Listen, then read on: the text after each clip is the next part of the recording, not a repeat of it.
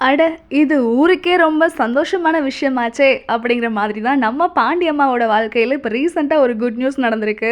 சில மாதங்களுக்கு முன்னாடி ரோபோ சங்கர் அவருடைய மகள் இந்திரஜா சங்கர் நம்ம பிகில் படத்துல பாண்டியம்மாவும் நடிச்சிருப்பாங்க இல்லையா? அவங்களுக்கு திருமணம் நடந்தது. திருமணம் நடந்த ஒரு 3 மாசத்திலேயே ஒரு குட் நியூஸ் அப்படின்னு ரிவீல் பண்ணியிருந்தாங்க. காரணம் என்னன்னா, அவங்க மிஸ்டர் அண்ட் மிஸ்ஸஸ் சின்னத்திரையில கலந்துகிட்டதுனால.